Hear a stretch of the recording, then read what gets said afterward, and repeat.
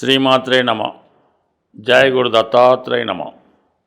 ఈ వీడియోలో మనం జూలై 1 నుంచి డిసెంబర్ 30 మధ్యలో జరిగే అర్ధ సంవత్సర ఫలితాలు తెలుసుకునే ప్రయత్నం చేద్దాం. సాధారణంగా మన ఆంగ్ల సంవత్సరాది ప్రకారం 2025 సంవత్సరంలో సుమారుగా మనం 6 నెలలు కంప్లీట్ చేసుకోవడం జరిగింది. సరే, ఈ మొదటి 6 నెలల్లో కొద్దిమందికి బాగున్నప్పటికీ మరికొద్దిమందికి ఇబ్బందులు. అంటే ముఖ్యంగా ఈ 6 నెలల్లో మొదటి 6 నెలల్లోనే మనకి శని భగవానుడు మారడం జరిగింది. అలాగే గురుగ్రహం కూడా మారడం జరిగింది.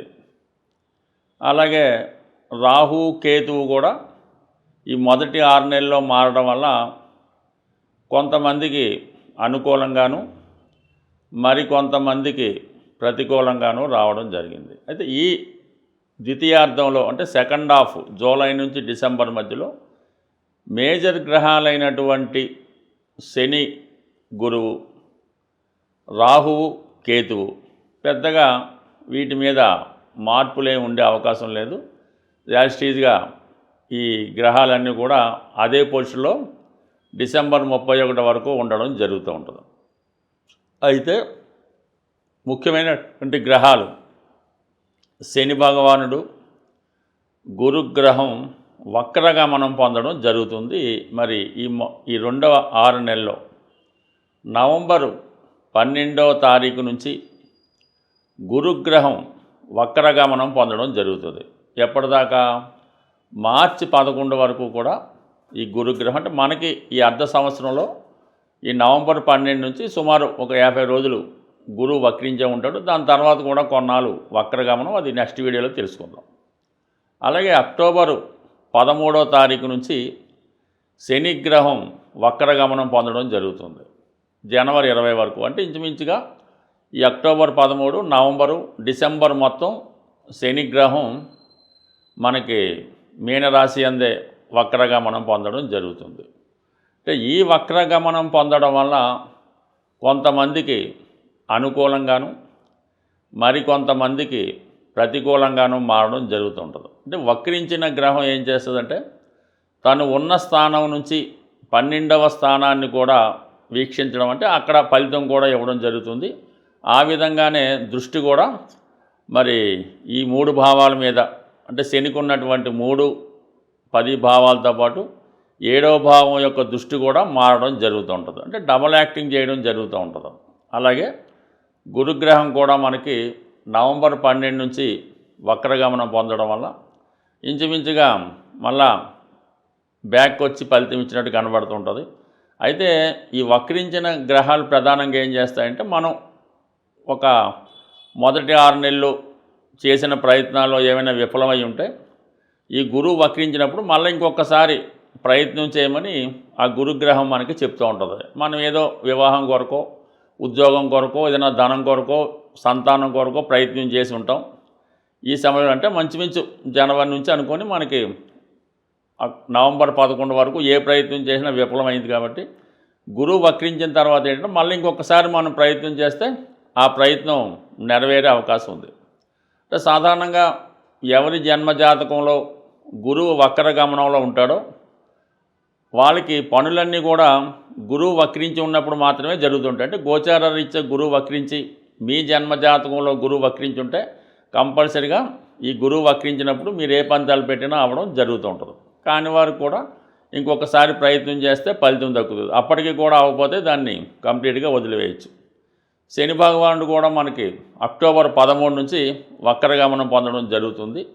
శని ఉద్యోగకారకుడు కాబట్టి మరి గతంలో ఉద్యోగ ప్రయత్నం చేసి ఫెయిల్ అయినా లేదా మనకి ఉద్యోగం పోగొట్టుకున్నా తిరిగి సంపాదించడానికి ఈ శని భగవానుడు మీకు అనుకూలిస్తాడు. అలాగే మీ జన్మజాతకంలో శని భగవానుడు వక్రించుంటే గోచార రీత్యా శని వక్రించినప్పుడు మీకు సాధారణంగా శుభ ఫలితాలు రావడం జరుగుతుంటుంది. అందుకనే చాలామంది గురుబలం పెరగాలన్నా శని బలం కావాలన్నా వారి జన్మజాతక ప్రకారం వక్రించిన టైం కొరకు ఎదురు చూస్తుంటారు. కామన్గా ఆ వక్రించినటువంటి సమయంలో చాలా వరకు వారి పనులు కూడా సక్సెస్ అవ్వడం జరుగుతుంటుంది. ఇది కొంత అనుభవం బట్టి అది ఉంటుంది. కాబట్టి మనం ఉపయోగించుకున్న దాన్ని బట్టి ఆ ఫలితం ఉంటుంది. కాబట్టి కొన్ని ముఖ్యమైన ఫలితాలు రేపు 6 నెలల్లో ఏ రాశికి ఏ విధంగా జరుగుతుంది అన్న విషయాన్ని తెలుసుకునే ప్రయత్నం చేద్దాం ఈ వీడియోలో. మకర రాశి వారికి జూలై 1 నుంచి డిసెంబర్ 31 మధ్యలో మేజర్గా రాబోయే 6 నెలల్లో జరగబోయే ఫలితాలు తెలుసుకుంటే, ముఖ్యంగా ఈ రాశి వారికి శని ఇప్పుడు చాలా క్లియర్గా ఏలినాటి శని పూర్తయిపోయి మళ్ళా జీవితం ముందడుగు వేస్తూ అభివృద్ధి వైపు ప్రయాణం చేయడం జరుగుతుంది. మీ యొక్క ప్రస్తుత స్థితి ఈ నవంబర్ 13 వరకు కూడా మీరు ఏ ప్రయత్నం చేపట్టినా అంటే వృత్తికి సంబంధించినది ప్రతిదీ కూడా నెరవేరుతూ ఉంటుంది. అటు కొత్త వృత్తిలో ప్రవేశించాలన్నా, అలాగే అటు సినిమా రంగంలో కానీ రాజకీయ రంగంలో కానీ ఎందులో ప్రవేశించాలన్నా ఈ సమయం మీకు గేట్లు ఓపెన్ చేసి పెట్టడం జరుగుతుంది. మీ ప్రయత్నం కూడా అలాగే ముందుకెళ్తుంది. గతంలో కోల్పోయినటువంటి వైభవాన్ని, జీవితాన్ని, ధనాన్ని తిరిగి నెమ్మదిగా సంపాదించుకొని పూర్వ వైభవం రావడం జరుగుతుంది. అయితే మళ్ళీ ఇక్కడ చిన్న ట్విస్ట్ వచ్చింది. ఇప్పుడు అక్టోబర్ 13వ తారీఖున శనిగ్రహం వక్రించడం జరుగుతుంది. వక్రించినప్పుడు ఏమవుద్దంటే వెనక ఉన్న రాశి ఫలితం కూడా ఇవ్వడం జరుగుతూ ఉంటుంది. అప్పుడు ఏమవుద్దంటే తిరిగి మళ్ళా టెంపరీ ఏలినాటి శనిలో చివరి భాగం మళ్ళా కొన్ని రోజుల పాటు వస్తుంది. అంటే ఏదన్నా మనకి పెండింగ్ ఏమైనా మిగిలిపోయిందా, ఇంకేమైనా శేషం ఉందా అన్నదానికి ఇంకొకసారి ఒక జర్కిస్తుంది అన్నమాట.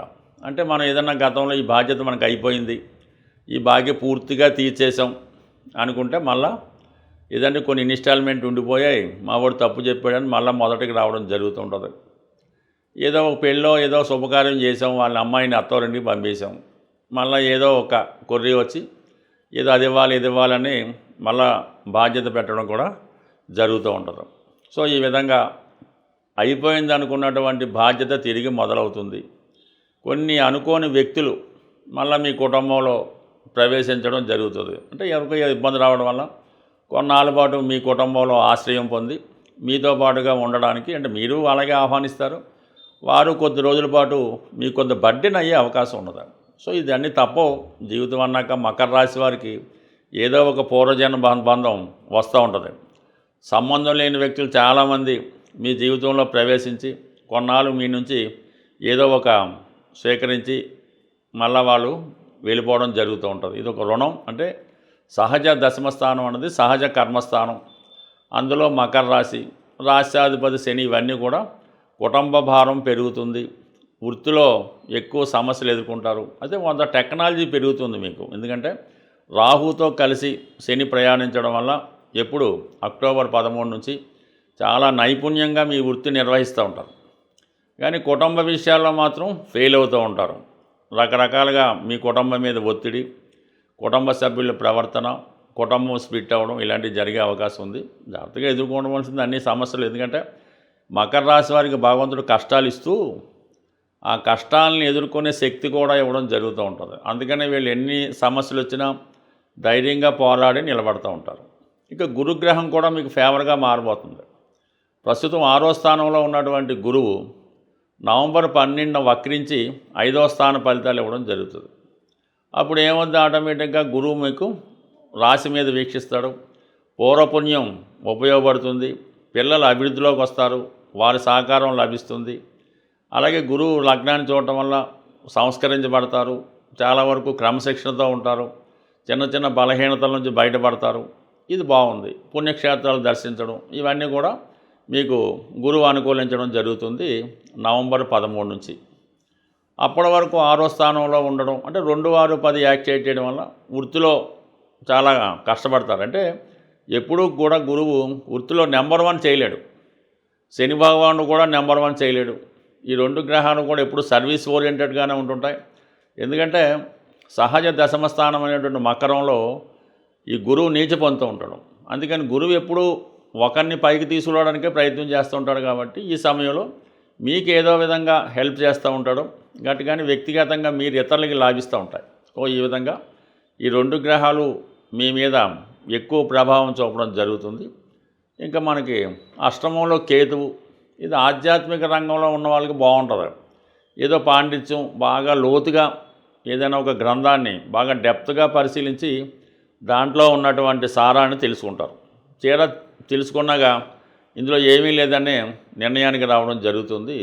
ముఖ్యంగా ఈ గ్రహాల స్థితిని గమనించినప్పుడు ప్రతి రాశి వారికి కూడా ఈ రాబోయే 6 నెలల్లో అంటే ప్రధాన గ్రహాలైనటువంటి శని భగవానుడు మీనరాశిలో ఉండడం, మరి రాహు కుంభరాశిలో ఉండడం, కేతువు సింహరాశిలో ఉండడం, అంటే పాపగ్రహాలు ఏ రాశుల్లో ఉంటాయో ఆ రాశులకి సంబంధించినటువంటి పరిహారం చేసుకుంటే మనకి ఆ గ్రహాలు యోగిస్తాయి. శుభగ్రహాలకు మనం పెద్దగా ఏం పరిహారం చేయక్కర్లేదు, అవి ఆటోమేటిక్గా యాక్టివేట్ అవ్వడం జరుగుతూ ఉంటుంది. శుభగ్రహాలు ఇచ్చే ఫలితాన్ని పాపగ్రహాలు అడ్డుకుంటాయి కాబట్టి మనం ఈ పాపగ్రహాలకి పరిహారం చేయవలసి ఉంటుంది. అదే ముఖ్యంగా ఎక్కువగా ఈ శని గురువు ఈ 2 గ్రహాలు ప్రధానంగా ఈ రాబోయే 6 నెలల్లో ప్రతి ఒక్కళ్ళ జాతకం మీద ప్రభావం చూపుతుంది. ఎందుకంటే వక్రించిన గ్రహం తన బలాన్ని విశేషంగా పెంచుకుంటుంటుందన్నమాట. ఆ కారణం వల్ల సహజ భాగ్య రాజ్యాధిపతులైనటువంటి ఈ 2 గ్రహాలు అంటే మనకి ఒక లక్ష్మీనారాయణ యోగం ఏర్పడినట్టు ఈ 2 గ్రహాలు మనకి ప్రభావం చూపుతూ ఉంటాయి. ఈ సమయంలో మీరు ఏం చేయాలంటే కళ్యాణం చేయించవలసి ఉంటుంది. అంటే ఎవరికి చేయించాలి? వెంకటేశ్వర స్వామి కళ్యాణం చేయించడం వల్ల కంప్లీట్గా మీకు శుభం జరిగే అవకాశం ఉంది. సో ఏదైనా ఈ రాబోయే మనకి ఈ 6 నెలల్లో మరి కార్తీక మాసంలో కానీ శ్రావణ మాసంలో కానీ మీరు ఏదైనా దేవస్థానంలో సామూహికంగా వెంకటేశ్వర స్వామి కళ్యాణంలో పాల్గొంటే చాలా మంచి ఫలితం రావడం జరుగుతూ ఉంటుంది. అన్ని గ్రహాలకి ఆదిదైవంగా ఉన్నటువంటి పరమేశ్వరుడు శివుడు. వీలున్న వాళ్ళు ఏదైనా ఒక పంచారామాలు కానీ ఇటువంటి శివుని యొక్క ముఖ్యమైన క్షేత్రాలు ఒక్కసారి దర్శించడం మంచిది. అంటే ఏ ప్రాంతంలో ఉన్నవాళ్ళు ఆ ప్రాంతంలో ఉన్నటువంటి దేవాలయంలో చేయడం వల్లే ఎక్కువ ఫలితం రావడం జరుగుతూ ఉంటుంది. సుమారుగా మనకి ఈస్ట్ గోదావరిలో ఈ ద్రాక్షారం చుట్టుపక్కల ప్రతి నక్షత్రానికి సంబంధించినటువంటి ఒక దేవాలయం ఉన్నది. ప్రతి నక్షత్రానికి ఒక దేవాలయం ఆ చుట్టుపక్కల ఊళ్ళో ఉండడం జరుగుతూ ఉంటుంది. ఆ విషయాన్ని మనకి ద్రాక్షారామం దేవాలయంలో డిస్ప్లే చేయడం కూడా జరుగుతూ ఉంటుంది. ఏ నక్షత్రం వారు ఆ నక్షత్ర దేవాలయాన్ని సందర్శించడం వల్ల వారి యొక్క దోషం కూడా పరిహారం అవుతుంటుంది. అవకాశం ఉన్నవాళ్ళు ఒక్కసారి మీరు ప్రయత్నం చేయండి. లేదు జన్మాంతరంగా మనం బాగుండాలి, మన వంశం బాగుండాలంటే ఆ 27 నక్షత్రాలకి సంబంధించినటువంటి 27 దేవాలయాలు కూడా ఒకసారి మీరు ఒక నెలలోనో సంవత్సరంలోనో దర్శించడం వల్ల చాలా మంచి ఫలితం రావడం జరుగుతూ ఉంటుంది. సో ఇది మనం కష్టపడి సాధించవలసిన ఫలితాలు. సూక్ష్మంలో మోక్షం రావాలి, చిన్న ప్రయత్నంతో విఘ్నేశ్వరులాగా మొత్తం ఫలితం రావాలనుకుంటే గోసేవను మించింది లేదు. మరి ఏదైనా గోసేవ అంటే ఆవుకి 2 అరటిపళ్ళు ఒక బెల్లం ముక్క పెట్టడం అయితే కాదు. కంప్లీట్గా మీకు ఓపిక ఉంటే ఏదో ఒక రోజు ఆ గోశాలని శుభ్రంగా తుడిసి అక్కడ ఉన్నటువంటి ఈ ఆవు పేడ ఇవన్నీ కూడా శుభ్రం చేసి ఆవుకి మంచి వాతావరణం వచ్చేలా పెట్టడం, తర్వాత ఆవుకి శుభ్రంగా స్నానం చేయించి తర్వాత ఆవుకి తగు విధంగా సేవ చేసి పసుపు కుంకాలు అలంకరించడం వల్ల కనీసం ఒక దానికన్నా చేసుకుంటూ ఈ సేవ కన్నా మీరు ఆ గోశాలను శుభ్రం చేయడం వల్ల వచ్చే సేవ చాలా అఖండం. మీరు చాలా ఆర్థిక ఇబ్బందుల్లో ఉన్నారు, అసలు ఏ దారి లేదు అనుకున్న వాళ్ళు ఒకసారి పవిత్రంగా నిర్వహిస్తున్నటువంటి గోశాల సందర్శించి అక్కడ ఒకసారి ఒక రోజంతా సేవ చేసి శుభ్రం చేయండి. 100% మర్నాడు నుంచి మీ ఆర్థిక పరిస్థితి ఏ విధంగా మార్పు వస్తుందో చూడండి. ఇది కంప్లీట్గా నేను ఛాలెంజ్ చేసి చెప్తున్నాను. ప్రయత్నం చేసి చూడండి, సక్సెస్ మాత్రం చాలా గొప్పగా ఉంటుంది. స్వస్తి.